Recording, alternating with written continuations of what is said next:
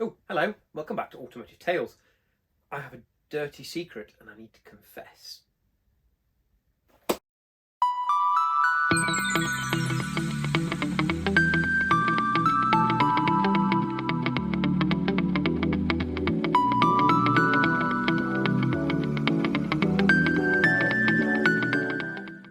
No, not that sort of dirty secret. Get your mind out of the gutter. No, I have a confession. There is a car that is part of the Automotive Tales fleet that I've been kind of hiding away from the channel because, to be honest, I'm slightly ashamed, and here's why. Back in 2005, I bought a vehicle, specifically on the 11th of the 7th, 2005, and I've never driven it. So what is this madness? Well, I bought a car I'd always wanted at a time when they were decidedly affordable, and I set about the process of completely restoring it. However, that restoration has somewhat stalled as I got distracted by, other cars, exceptional and unexceptional, and it's been languishing in the corner of the workshop, and it is now covered in a thick layer of dust, and I'm kind of a little bit ashamed that it's just sitting there. However, that is about to change. So I have spoken to the folks at Classic Barnstormers, and in the beginning of October, it is going on the back of a flatbed to them to finish what I've started and I've been unable to finish. So let's have a look at my dirty little secret. So those of you that are familiar with the Automotive Tales studio, so you can see it here, it's in front of me, behind the camera. This is a cool little dual screen thing I've not quite figured out yet. And you'll recognise certain brands. You'll recognise Volvo. Down here, some Rolls-Royce memorabilia, and even some sort of Fiat 850 memorabilia up here. All things that are really familiar to the channel. But in and amongst all of this lot, you'll see a few other things lurking. Like, up here. And maybe behind where I sit when I do the videos. Those that have seen some of the very early reels I was trying on Instagram might also recognise the shelf of paraphernalia up here, and you might also recognise a stress ball, some old keys from many old cars I used to have, and that gives you a bit of a hint. Now, you'll have seen at the beginning of the video I was holding an E12 user manual. Sadly, it's not an E12. I wish it was. I have had a number of E28s in my time. It's also not an E28, sadly, but there is an 80s BMW lurking in the workshop. So let's go and see what we can find.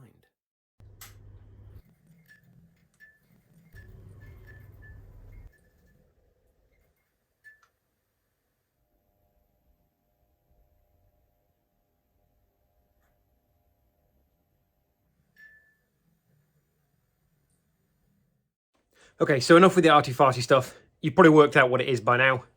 It's an E30 Cabriolet. So, when I bought this car, I'd had a number of E28s and E30s with varying success, generally associated with rusty jacking points and various other problems.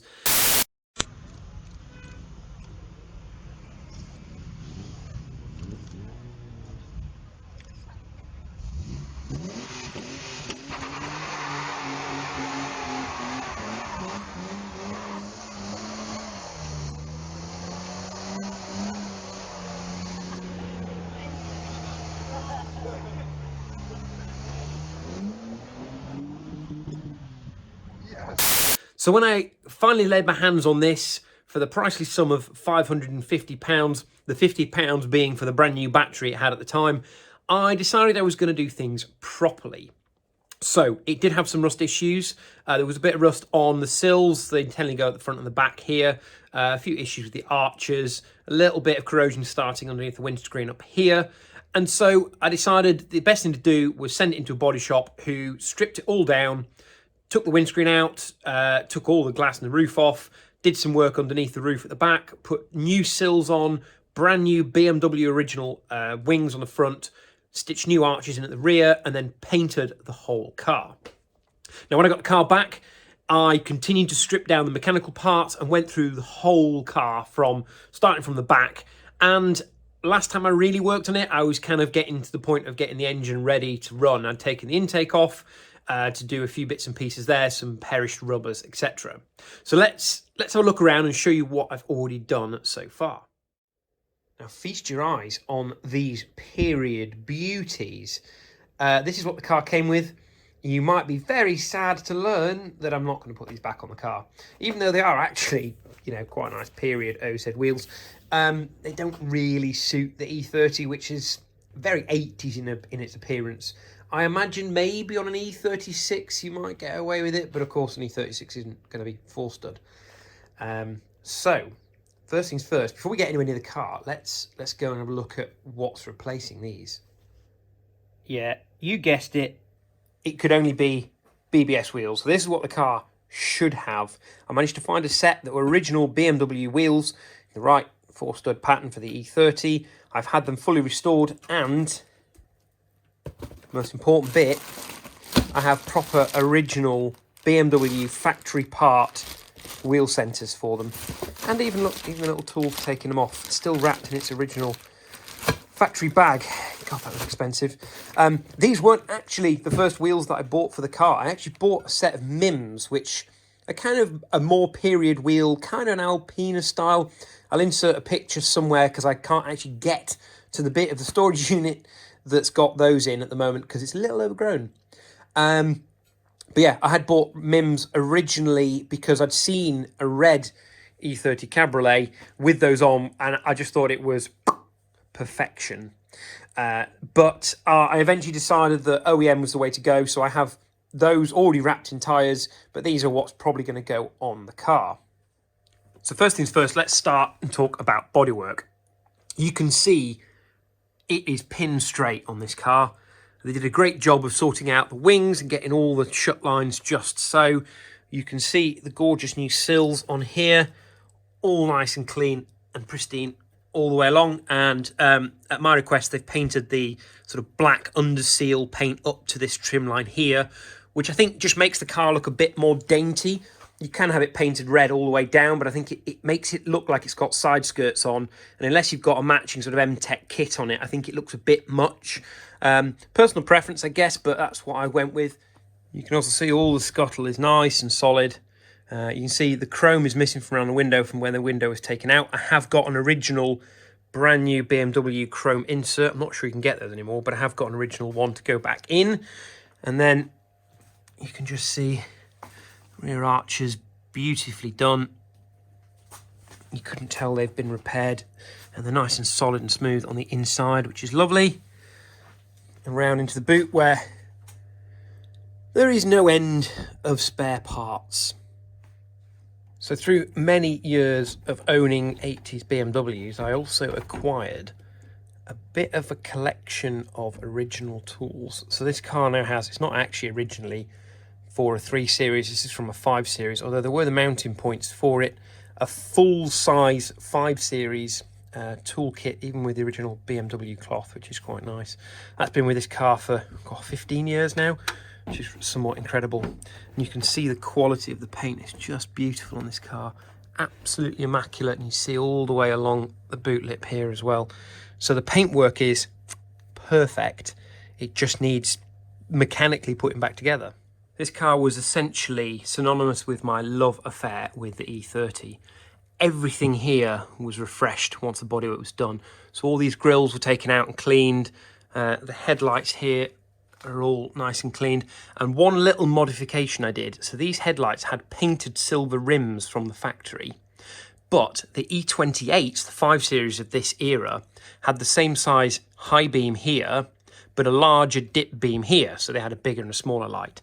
But because this one was the same size and it had chrome plated rings rather than silver painted rings, I was able to acquire 2 complete sets of E28 lights, which meant I could put nice chrome rings around the outside, which just brightens up the front end of the car. Tiny little modification that makes no end of difference to those that are interested in the details. Brand new factory original kidney grills. That's never seen a mile on the road, that kidney grill.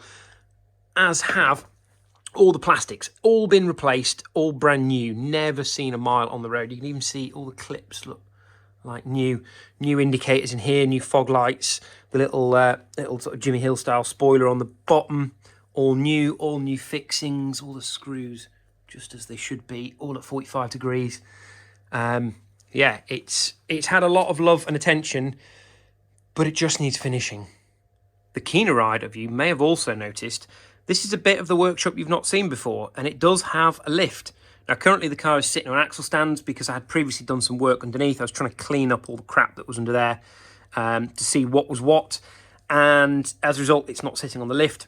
So another benefit of this car going in for somebody else to do some work on it is that I get my lift back after 5 years. At least 5 years it's been sitting in here. So that'll be nice. And you might see some more stuff happening in this bit of the workshop. You can also see while I'm here, brake rotors, all of this has been redone, all new lower arms, completely rebuilt suspension, all new brake lines. It really has had the works done. So please excuse the cobwebs, but you can see nice new original dampers in there. You can probably see a now slightly rusty but completely brand new set of drive shafts. A twin pipe exhaust. Now I should probably point out this is a 320, so it's a 2-litre M20 engine with a manual gearbox, so it should be a single pipe all the way through, but I had a downpipe made up that went from 1 to 2 because it just releases a bit more noise. They sound a lot better with a twin pipe system on them. New spring caps top and bottom, new springs. All the axle had been taken off and powder coated. It got new bushes in the beams, in the trailing arms, all new bearings inside the discs here, new discs pads, completely refurbished brakes, although it's been sat here so long they're just starting to have a bit of surface corrosion on, which is quite sad. All new rubbers on the exhaust, and then what you can't see probably is there's a silver tank in there because that is a brand new fuel tank and all new fuel lines running right the length of the car. Having had issues with fuel lines before on E30s, that was an essential while it was up in the air. You can even see here on the driver's side, all the fuel lines and breather lines are all in this nice new replacement plastic cowling because the original was pretty ropey. You see the new shocks as well on this side and the drive shaft down there.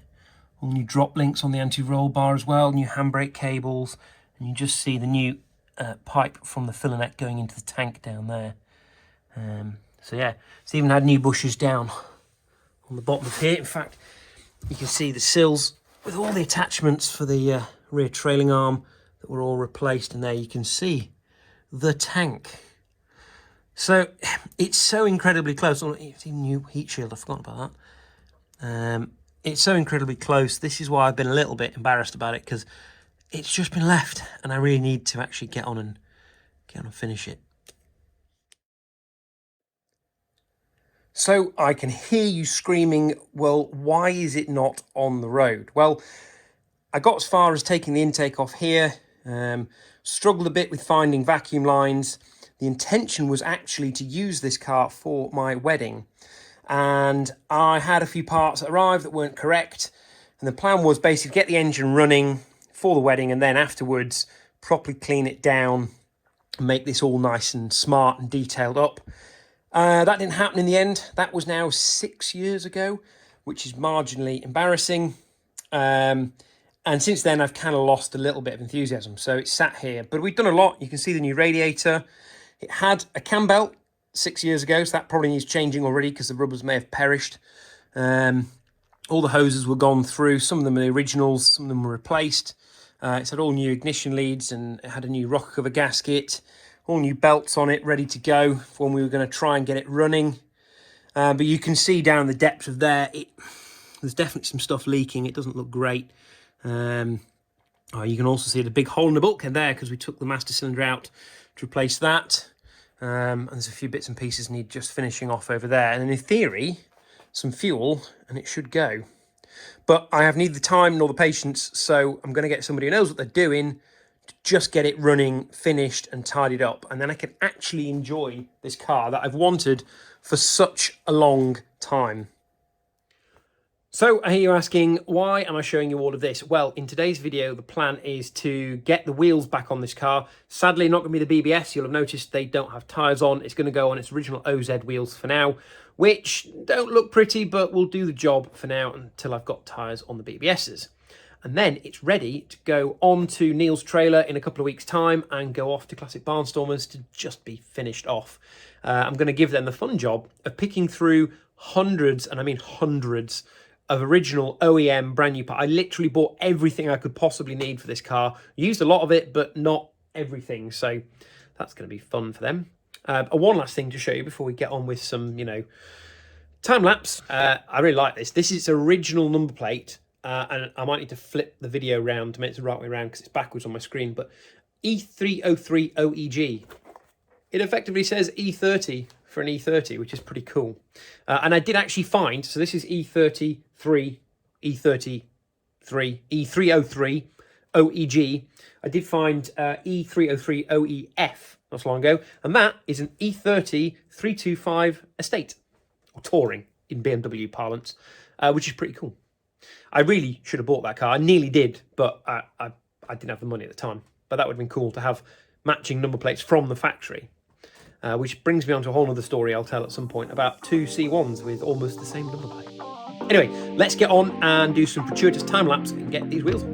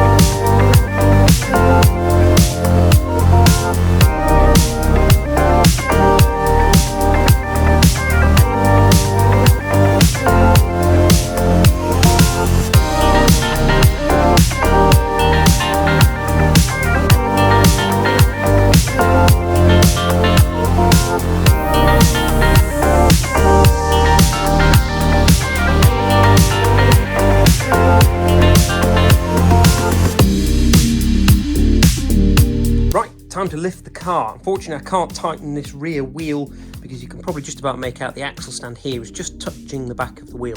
So I'm going to bring the lift up, try and take the weight, get the axle stands out of the way, and then actually bring it back down on the floor once that rear wheel is tightened up.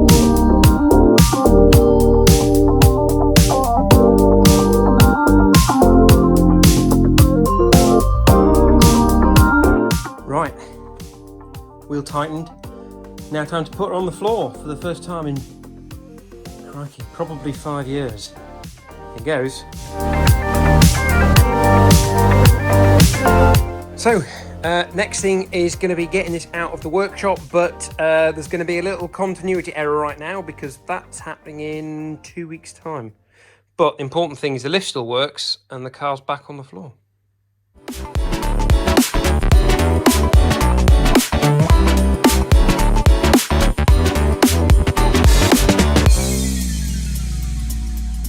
Don't forget to like, comment, share, and subscribe. Thank you for watching.